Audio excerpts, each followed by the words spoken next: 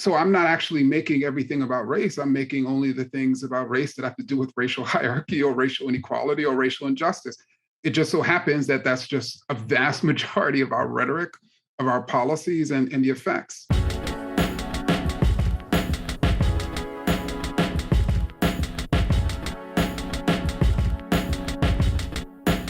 We saw, for the first time in U.S. history, the largest racial justice protest ever in the summer of 2020. We saw 15 to 25 million people in hundreds of counties. The vast majority of those participants were white Americans.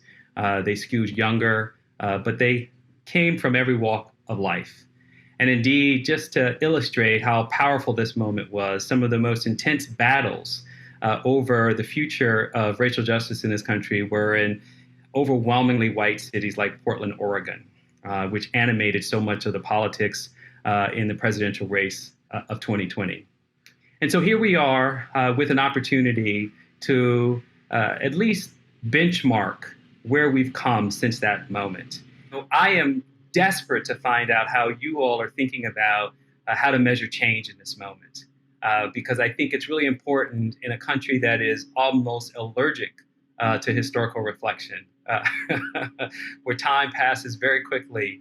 We have a chance to set a frame that I think will give people a real sense of how to think about progress. What are the sticking points?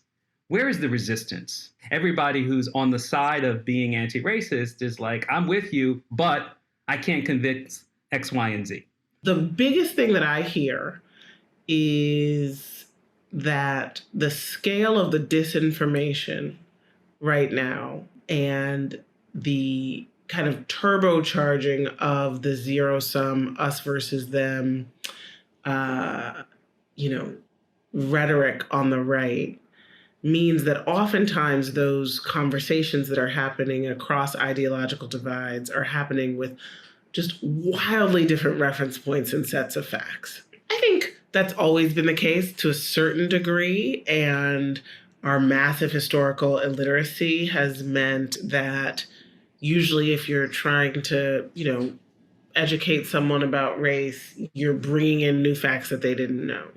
But right now, with the degree of, just wall-to-wall Fox News and OAN and, the way in which social media, particularly Facebook, has been sort of taken over by the conservative meme factories, it just means that there's just a totally different universe, right? That the majority of Republicans believe the big lie, the big lie is that Donald Trump is the rightful president of the United States. And there are thousands of false facts and pieces of information that people have to put together that story that the three of us have no access to. People are saying, I want to give this book to my uncle. I want to, all of this, but it's really hard because they're just so in the rabbit hole. And it feels like the work is not just sort of typical organizing work of empathy and sort of, place taking and all the things that we know to work,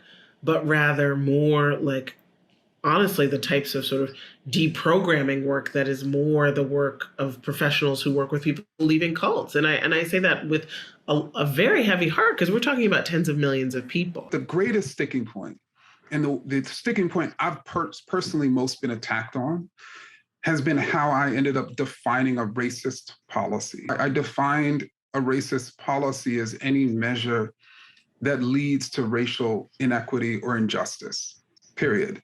And what that means is I completely took out intention and racial language and essentially stated that we should just focus on outcome to determine whether a policy is racist or anti-racist. And it completely removes the whole construct of a race-neutral policy.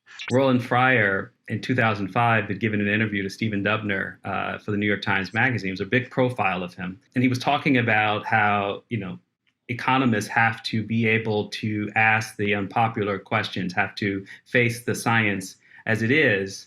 And he said, if there might be a reason to believe that there are intelligence differences between blacks and whites, then that are linked to genetics, then we ought to be able to ask those questions. So here we are, right? It's like the question, then becomes these carryovers from the Enlightenment construct that reinforced racism and science as two things that would help to advance civilization remain embedded in the DNA of both the academy and I would even dare say most particularly within the field of economics, because it sort of prides itself on sort of getting at a certain truth that only really repackages very old racist ideas. And this is not the entire discipline of economics. I'm saying that it tends to be in this framing of a kind of empirical positivism. Economics as a field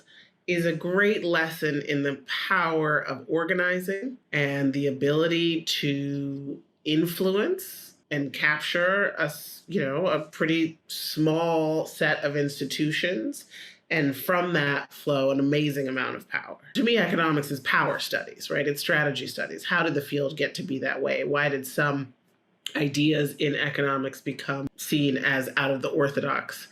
How did law and economics become twinned in this way? And how did that serve to reify a market fundamentalism just at the time when the previous sort of model of the sort of economic paradigm that had predominated from the New Deal era up until the civil rights movement was being dethroned and delegitimated in large part because it relied on too many public goods for a diversifying public. That was the field that I grew up in and that I did my work in, and that as an economic policy analyst and researcher and advocate, I often felt like we had to jump through hoops to explain the economic benefits of any kind of public interest regulation or public program. And then it just didn't matter often.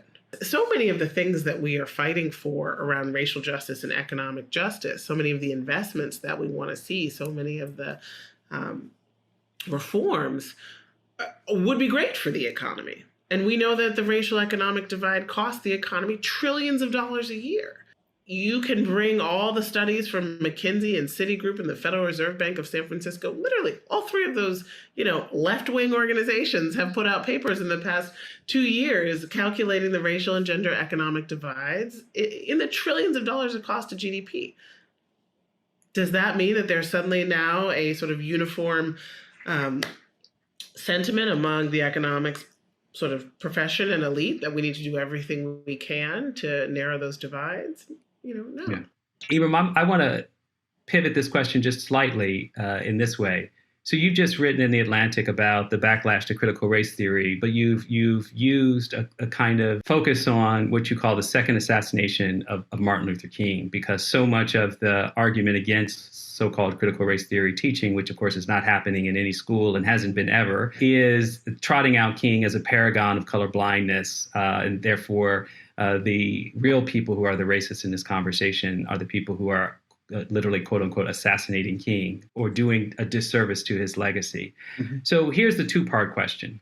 One, if facts don't matter, then what are we really up against when the same people that Heather's writing about as people who lose in a racist economy that could work better for white people and Black people, at least, in terms of people who aren't part of the 1%, when these same people in this moment across the board, not just the white nationalists, but moderate centrists, don't want to protect themselves against a raging pandemic and are willing to essentially die or kill their loved ones around them. I mean, I'm just trying to wrap my head around, like, how much can we actually fight with knowledge and positioning, like, the truth of history, like a Dr. King's actual words, against the self-interest of a kind of freedom that means I actually have the freedom to kill myself if I want. So leave me alone. I mean, I don't want to sound too dour about it, but help me think of this differently if I have it wrong. I think Heather was specifically talking about power, and obviously,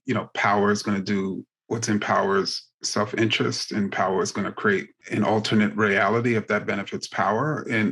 But I think you're also talking about everyday people. It's important for us to understand you have these racist ideas that are being produced by power and consumed by everyday people.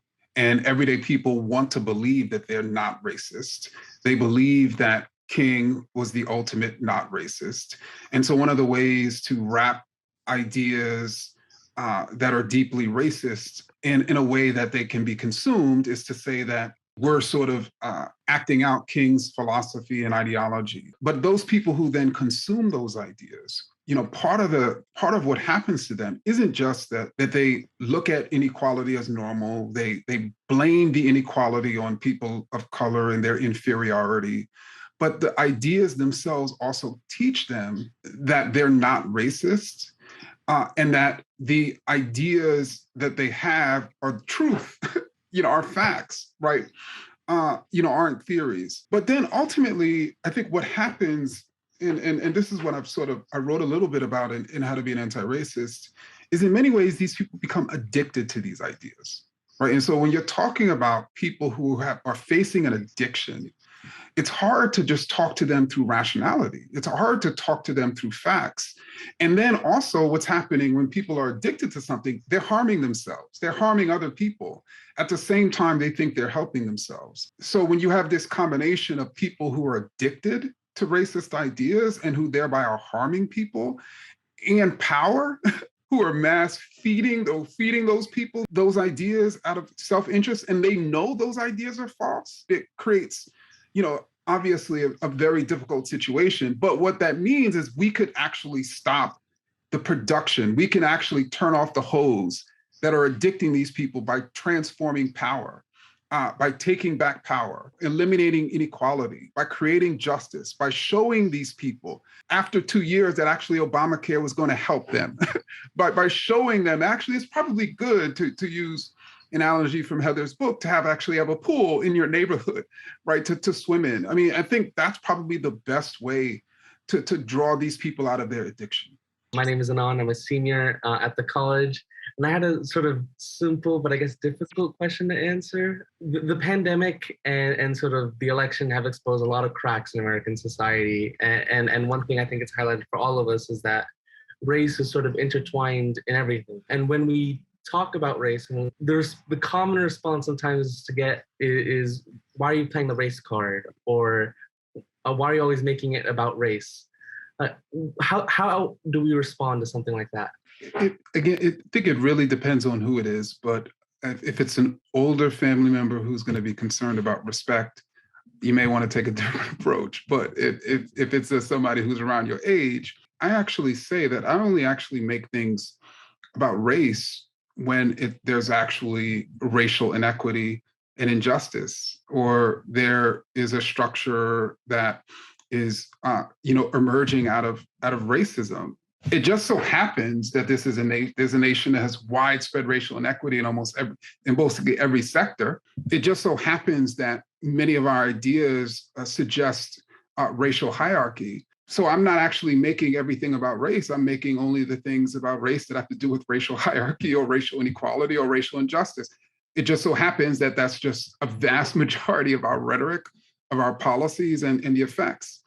And what that does is that repositions it to, I'm talking about race when there's racism, right? Because that's essentially what you want to convey. I'm talking about race when there's inequality.